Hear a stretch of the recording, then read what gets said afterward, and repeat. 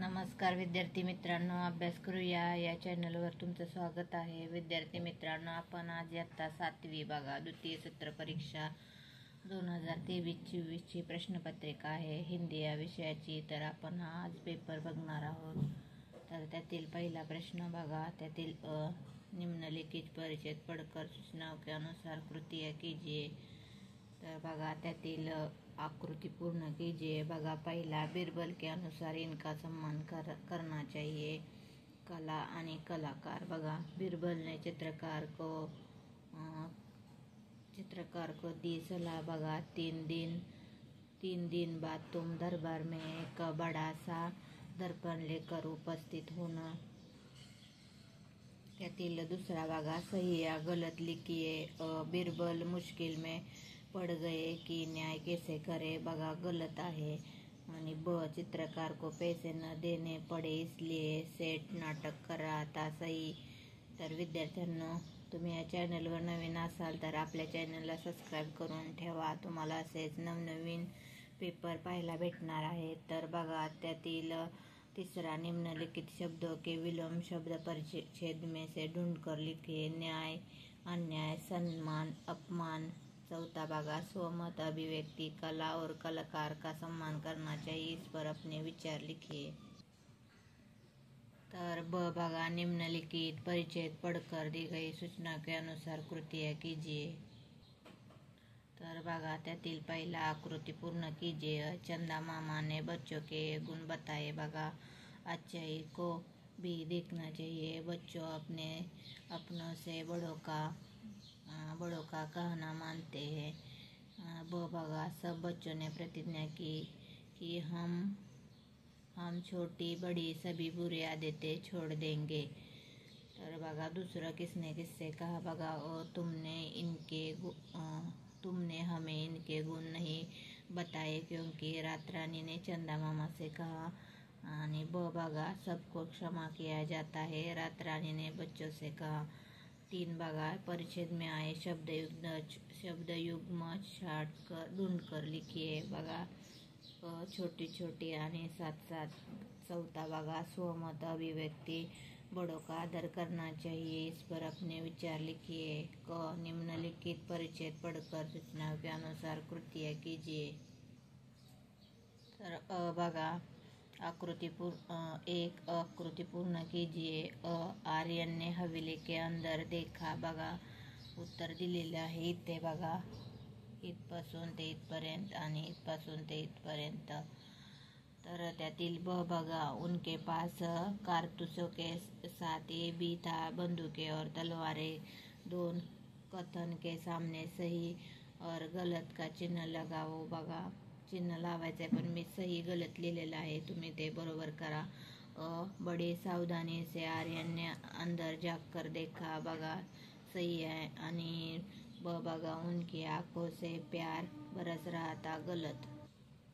तीन बघा, परिच्छेद में आए विराम चिन्ह ढूंढ कर लिखिए. बघा दिलेले आहेत तिथं. आणि अपने अंधश्रद्धा निर्मूलन के लिए घर या विद्यालय में किसी किए गए प्रयास के बारे में लिखिए. विभाग 2 बघा, पद्य प्रश्न दूसरा, निम्नलिखित पद्यांश पढ़कर सूचनाओं के अनुसार कृतियाँ कीजिए. बघा कविता आलेली आहे आणि त्या खालील प्रश्न सोडवायचे आहेत. बघा आकृति पूर्ण कीजिए. जग जाहीर जानी पहचानी शक्ती. पुस्तक आणि कलम. बघा 2, बेटी युग इनका पर्व आहे. सन्मान आणि पुण्य. रिक्त स्थानों की पूर्ती कीजिए. बघा इथंच कवितेमध्ये शोधून तुम्हाला या रिकाम्या जागा लिहायच्या आहेत. बघा टिंब टिंब की पावन धारा सबके आंगन तक पहुँचेगी ज्ञानगंगा. आणि दुसरा बघा, जन जन का टिंब टिंब पर्व है. तर उत्थान का पर्व है. तर स्वमत, अभिव्यक्ति. बघा लड़का लड़की एक समान विषय पर अपने विचार लिखिए. तर बघा लड़का लड़की एक समान विषय पर अपने विचार लिखिए. बघा त्याचं हे उत्तर आहे. त्यातील ब प्रश्न बघा, निम्नलिखित पद्यांश पढ़कर सूचनाओं के अनुसार कृतियाँ कीजिए. बघा एक, आकृति पूर्ण कीजिए. ठुमक ठुमक कर नाचने वाला मयूर, गीत गाने वाली कोयलिया. तर दुसरा बघा, बसंत ऋतू आने पर इनसे हुआ परिवर्तन, सरसों फूली आणि आंबोर। 3 बघा, निम्नलिखित शब्दों के सामने समान अर्थ के शब्द पद्यांश से ढूंढ कर लिखिए। उपवन, बाग, मोर, मयूर।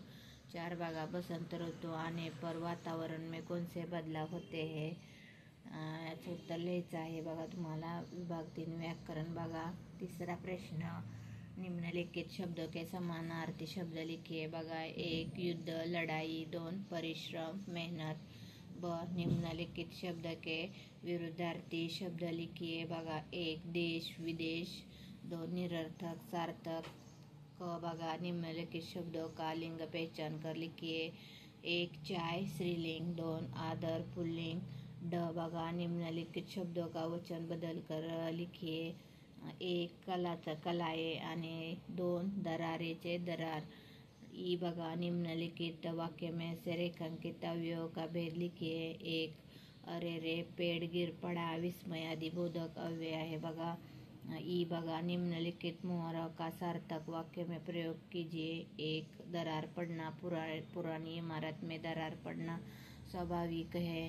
2 सीना तानकर चलना, भारतीय सैनिक सीना तानकर चलते हैं। उ बघा, निम्नलिखित वाक्य का प्रयोग उचित स्थान पर कीजिए। एक लिहायचं आहे बघा। 1 बच्चो शोर बंद करे बघा, आज्ञार्थक वाक्य आहे, तुम्हाला ते लिहायचं आहे बघा, दिलेलं आहे तिथं। आणि 2 मेरा नाम मीतू नहीं है, निषेधार्थ वाक्य। प्रश्न विभाग 4 बघा। त्यातील पहिला, निम्नलिखित मुद्दों के आधार पर कहानी लेखन उचित शीर्षक दीजिए बघा।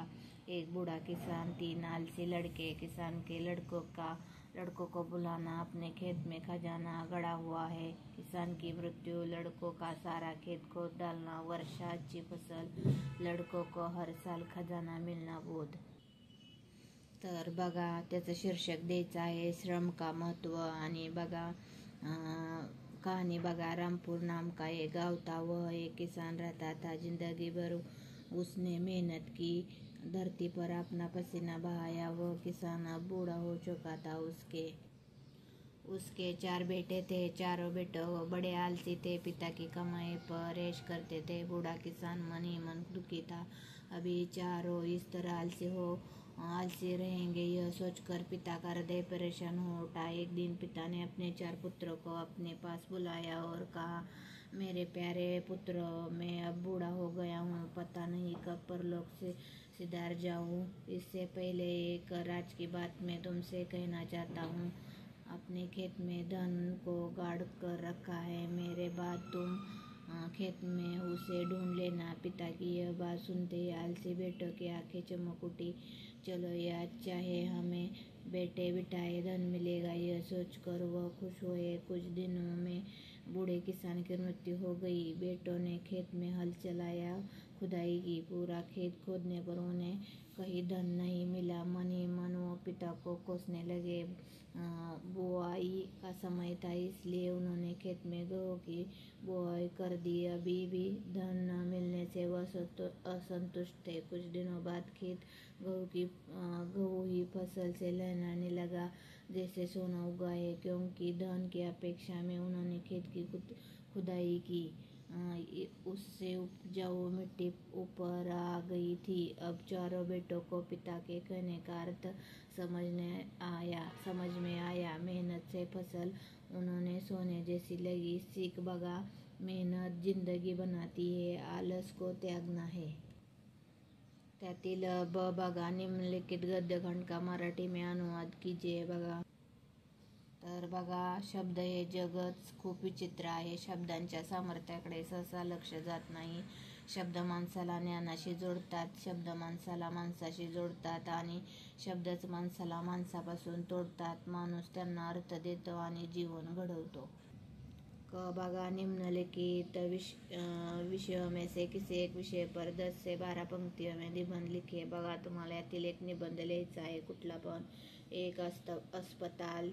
2 यदि हम पशु पक्षियों की बोली समझ पाते तो. आणि 3 मेरा देश. तर विद्यार्थ्यांना असा आपण इयत्ता 7वीचा हिंदी या विषयाचा पेपर बघितलेला आहे. तर तुम्ही या चॅनलवर नवीन असाल तर सबस्क्राईब करा, व्हिडिओला लाईक करा आणि व्हिडिओ पूर्ण बघितल्याबद्दल विद्यार्थी मित्रांनो तुमचे खूप खूप धन्यवाद.